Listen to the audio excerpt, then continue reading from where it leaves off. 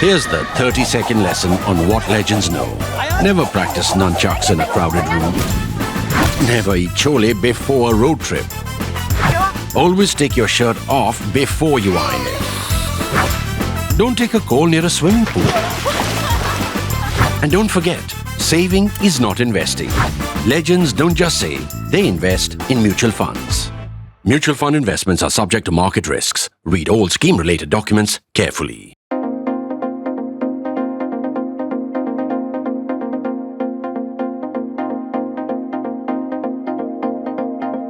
One professional hazard with being a political journalist is people ask you, wherever you go, what do you think is going to happen on the day of counting? What will be the result? What will be the numbers? Or these days people even ask you, what will be the number you think, right? When they say, what will be the number? They want you to guess the number for Narendra Modi, BJP and NDA on June 4 when the counting takes place.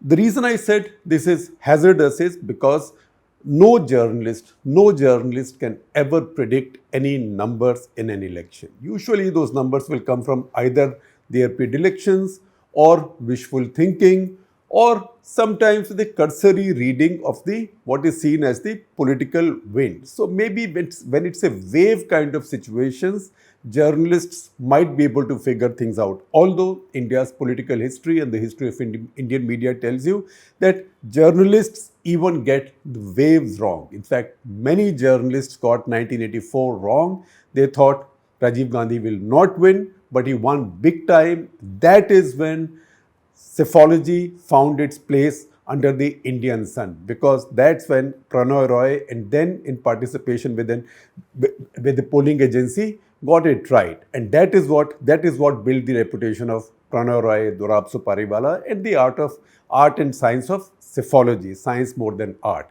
Journalists cannot do it. However, you can read the winds. Also, you can see the trends and you can also hold forth on the trends, because if you talk numbers, if you go right, almost nobody would remember it. Many other people would rise to say, I also got it right, I also said it right. So reward in getting it right is very limited, if at all. The hazard in getting it wrong is phenomenal, and that has ruined the reputation of many journalists. So that is a quicksand that most of us have to walk from time to time. However, when you see trends, sometimes you hold forth on the trends and then you are assessed over time in terms of what you got right and what you got wrong. So as I told you, the new collection of a selection of national interest columns written between the rise of Narendra Modi, that is after May of 2014, and is now in the works. Tentatively, it will be called Reimagining India. Now, as that is in the works, what I'm also doing is I'm also reading out to you some of the earlier columns under the national interest banner. So while Reimagining India, while the book is in the works, and you should see it with you sometime in early June, what I'm also doing is I'm also sharing some of the earlier articles with you which you haven't seen in video and audio form as yet. This is one to bring you up to speed with how Indian politics has progressed. Also putting out some of my work to your judgment in terms of what I got right and what I got wrong. So what I will do is I will share with you a column that I wrote on April 1, 2014. That was a good 5 weeks before the results of the 2014 election. So I had no knowledge of what was going on and I wasn't predicting a number, but see what I said in terms of trends and what I got right. When we finish this national interest, I will also read out 2 paras from the introduction that I wrote from the earlier volume of selections from national interest called Anticipating India. And those 2 paras will tell you how wrong can a political commentator or a reader of Indian politics go, in which case that political commentator or reader of Indian politics is none else but yours truly. So I will read those 2 paras also for you. I've got Anticipating India with me. So stay on with me. So this is April 12, 2014. The headline was after May 16. May 16 was the counting day, and it said after May 16, bid goodbye to the way things have been in Indian politics. Whatever is tally, finally, Narendra Modi will have risen as India's pre-eminent political personality. This was 12th of April 2014, 5 weeks before the election results. And this is how it went. And I said, one of the deadliest truisms in our business of reading election trends is never trust journalists with their predictions. But when all journalists agree on the outcome of an election, take it easy. You know for sure that exactly the opposite will happen. I take you back to the experience of 1984, before that 1977, 1980. Journalists got those elections wrong collectively. So we built a very bad reputation for ourselves. We would only hope, I wrote in this piece on 12th of April 2014, we would only hope this doesn't extend to psephologists as well, because if it did, you might end up looking very stupid by 11 a.m. on May 16. I shall therefore be a coward and confine myself to drawing upon the opinion poll data to predict, yes, predict, lasting shifts in Indian politics. So not numbers, but lasting shifts in Indian politics. And I will then list those shifts for you, and you tell me, you think, what did I get right and what did I get wrong? So significant, long-lasting and intense will these shifts be, I wrote, that we could describe them as tectonic. We also know tectonic shifts define the movement of 7 such plates that constitute the earth. Let us now therefore play political geologists, not psephologists, political geologists, and read the seismic signals. First, whatever is tally finally, Narendra Modi would have risen as India's preeminent political personality. This is a first, and here is why. Think of any juncture since 1947, and the most powerful political leader was always from the Nehru-Gandhi dynasty. I know you are speed reading the history of 67 years, 67 as in 2014. Now you can make it 77 years. I know you are speed reading the history of 67 years in your minds, and I can anticipate your doubts. The period for Nehru's death in May 1964 to Shastriji's in 1966 to Lal Bahadur Shastri's in 1966 January 11 in fact. The September 1965 war built Shastri into a genuine national icon. But everybody knew even then who the real star of the Congress was. Indira Gandhi may have been just a junior minister, junior as in she was a cabinet minister, but junior minister as in her portfolio, junior minister for information and broadcasting. But she was always the heir apparent and Shastri a caretaker. We know that the old guard in the Congress was very unhappy about it. Yet, everybody saw Indira Gandhi as the star of tomorrow or the star to defeat in the race for the top position of the Congress party. That is what Morarji Desais of the day were working on.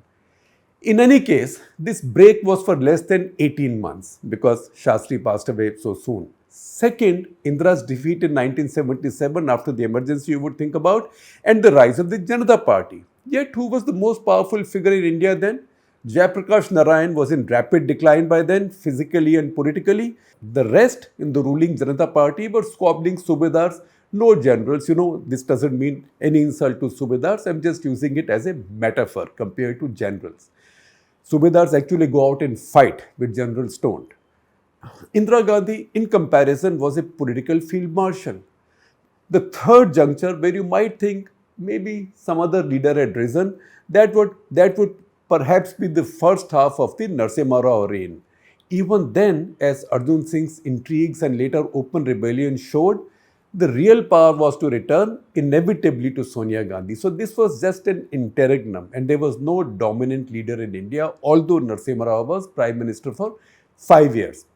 Rao defied that phenomenon, the inevitable rise of Sonia Gandhi, but paid for this foolhardiness. He was sent to the doghouse to fight his court cases alone, corruption cases, and then denied in death the elementary dignity of a stop at the AICC headquarters for his funeral van and a cremation spot along the Yamuna in Delhi.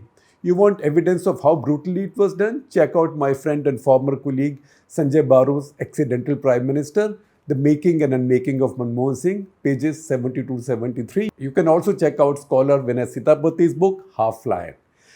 Atal Bihari Vajpayee ruled for 6 years but never owned his party as Sonia Gandhi does. That is why the rise of Modi marks the shifting of the largest tectonic plate. He is the first non-Dynasty leader in Indian political history to acquire this domineering stature, the only non-Brahmin and also the first ever to have never been in the Congress party. He could rule India on his own strength and definitely own his party as well.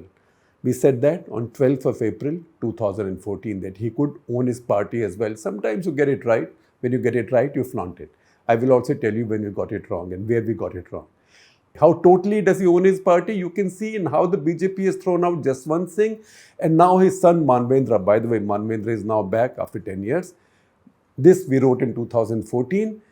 And I said, this is not the way the BJP functioned in the past. Even when Uma Bharti was expelled from the party in December 2005, the top leadership continued to humor her, presuming she would return inevitably, whatever the provocation from her. In a Walk the Talk interview for NDTV 24/7 at Hoshangabad along the Narmada, she pointed at a bloated animal carcass floating in the water and compared the BJP with it. Dead but floating because of putrefaction. She said, ये लाश है, ये सड़ी हुई है, सड़ गई है, उसमें गैस होती है, सड़ गई है, इसलिए ये ऊपर तैर रही है, लेकिन ये लाश है. It's a body, it's a corpse. It's only floating because of putrefaction. And yet, one of the most brilliant coincidences of my journalistic life once put me in the perfect place, the corridor of Parliament, as Vajpayee caught Umaji walking in from the other direction and asked why she had stopped visiting his home. कैसे आऊंगी अटल जी, आपने तो party से निकाल दिया. She said, अरे भाई, party कार्यालय से निष्कासित किया है ना, घर से तो नहीं, अब आइए आप. Said the great charmer, no such things will likely happen now. There may not be a third coming for Jaswant Singh unless he goes down on his knees in public in return for a distant Raj Bhavan with a well-stocked library. I said that. Having said that, you can see that 10 years from then, now Jaswant Singh's son, having been in the Congress party, has gone back to the BJP. So things change. You don't get everything right forever.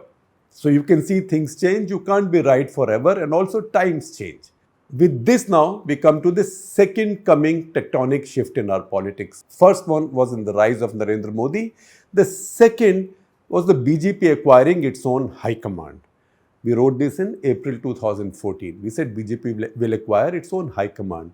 It may actually do some good if it brings some discipline in its cabinet, should it come to power, I said, and keeps its grand viziers of Nagpur and the Luddites of Allahabad University at bay. It can also become authoritarian and rob the BJP of its internal democracy, but this really is something for the BJP to debate. The era of running internal party battles through leaks versus tweets in the BJP is now over. The third comes prefixed with an if. That is the third tectonic shift. The third comes prefixed with an if. Remember, we are writing this in April 2014. I will keep reminding you.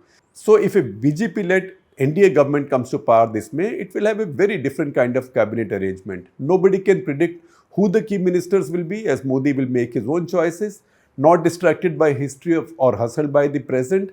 This will be a Modi cabinet. He will look for talent and loyalty wherever he finds it. The concept of hierarchy will be redefined in India's most enduring gerontocracy. That was the BJP then. A Modi cabinet will have place neither for Jairam Ramesh's kind of youthful defiance, nor for the Jaipal Reddy / AK and Antony school of stodgy do-nothingness. If we get a Modi government in May, this is 2014, if we get a Modi government in May, this will not be a change as uneventful as the ascent of Vajpayee, when there was more continuity than change. Be prepared for a bureaucratic, political and even social and intellectual twister. The lists of invitees to state banquets will change. Now check out whether they changed or not. The fourth tectonic shift, if Modi's political style is that of a CEO, he has already succeeded in relaunching his party as the new Congress more than a little bit to the right. It has many more allies, will not only batter the Congress in the entire Hindi heartland, remember we are writing this in April 2014, including Bihar, but also if opinion polls are generally right, poll more votes than the Congress in Tamil Nadu, West Bengal and Odisha. That will reduce the Congress party's national preeminence to Kerala. What about the remaining three tectonic shifts? The fifth in our book, the fifth in our book, will be the most dramatic decline of the Congress in our history. A poll of all the major polls places the Congress party firmly below its all-time low of 114 in 1999. It cannot find any new partners and some of the old ones may bolt. It is the first time since 1967, for example, that the Congress is fighting without an ally in Tamil Nadu and will score a 0. The party's situation will be worse than the numbers will indicate. Remember, we are writing this in April 2014, month before the results, 5 weeks before the results. For the first time, the Congress party will have no non-Dynasty scapegoat. Of course, if it remains true to its tradition, it will set up another anti committee to look into the disaster as it did in 1998, and once again, it could conveniently blame Manmohan Singh. But it won't wash. By staying out of the campaign or not protesting that he is being kept out, and having been silent for a full 5 years, the outgoing Prime Minister has out-Antonied the real Antony. Vajpayee and Advani rebuilt the BJP from 2 seats in December 1984. Does Rahul Gandhi have it in him? Does the Congress have the ideological cohesion of the BJP? Both will be tested. The BJP stayed out of power for 10 years but discovered a new leader and a new agenda. The Congress will have serious limitations there. The sixth shift will also mostly affect the Congress, and it will be ideological. Evidence from across the country suggests that the Aam Aadmi Party is catching the fancy of the Muslims and the urban underclass, including the Dalits. This will devastate the Congress. This is also tectonic because it will reset the ideological divide in Indian politics from old secular versus communal, particularly if Modi can ensure Muslims do not come to harm under his rule. And chances are that he will know that one communal riot under his watch will be one too many, but too many I told you so's. If the minimalistic politics of seeking Muslim votes by merely promising them physical survival dies, many of them will flock to Arvind Kejriwal. We are saying this in April of 2014. This will also shake out many of the entrenched secular parties from their bunkers, most importantly Mulayam Singh Yadav's SP and Nitish Kumar's JDU in Bihar. Kejriwal may or may not get many seats, but he will sound more convincingly pro-poor, secular and certainly cleaner than the Congress. He could emerge as the central figure of the future anti-BJP secular alliances. And once again, this was my view on Aam Aadmi Party's progress and Congress's decline 10 years ago. You are the judge now. You decide how accurate it was and where it was inaccurate. And finally, on that note, I come to the seventh. The election of 2014, I wrote, could mark a terminal decline of the left front. The left ideology will survive, but possibly at some point a little bit in Aam Aadmi Party. In most states outside of Kerala and West Bengal, the AAP has already taken away the old and loyal left voters by bringing Soni Sori in the elections in Chhattisgarh. She was the one who faced charges for involvement with Naxalism. AAP has also, by bringing Soni Sori in elections in Chhattisgarh, AAP has also reached out to the extreme left in our Maoist center-east. This is the first sign of the current set of Naxalites checking out the political mainstream. Every Indian should welcome it. It is also an opportunity the left lost out of sheer laziness and arrogance. In West Bengal, Mamata Banerjee has taken over its space by sounding more left than it, by looking like a more reliable protector of Muslims and at the same time decimating armed Maoists. Either way, the left risks being reduced to a TV studio party, particularly as the seats it wins in Kerala will be largely seen as a swan song gift from V.S. Achyutanandan at age 90. Could you have asked for more upheaval from a single general election? Would you call this change anything but tectonic? Now that is what I wrote in April 2014. Then, in the introduction to the first selection of national interest columns, Anticipating India, and I will read these two paras for you, and they are telltale. This is really a mea culpa. And it goes, the rise of Modi and Kejriwal and the stalling of Rahul has also underlined to us again the value of decisiveness and risk-taking in Indian politics. By fighting to become a candidate for Prime Minister, Modi has risked even losing his safe perch in Gujarat. Kejriwal has been an even bigger risk taker, challenging Sheila Dikshit in her once impregnable fortress and not even covering himself by fighting in a safer constituency as well. That's in Delhi Assembly elections. We Indians love giant killers. And while I have sometimes compared Kejriwal's defeat of Sheila Dikshit with Raj Narayan beating Indira Gandhi In Raebareli in 1977, the comparison is inapt because Kejriwal is no comedian or maverick like Raj Narayan. He is a challenger of substance in the wrong one you would describe as a lambi race ka ghoda.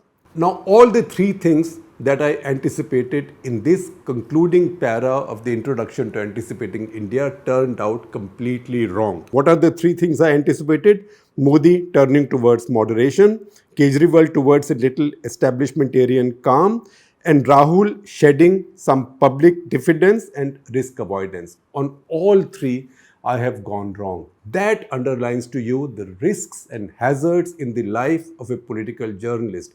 It is not confined to predicting numbers in an election. You can go wrong with many things. And the beauty is that all your work is available to public gaze for people to figure out how much you actually know, what you got right, but also, most importantly, what you got wrong.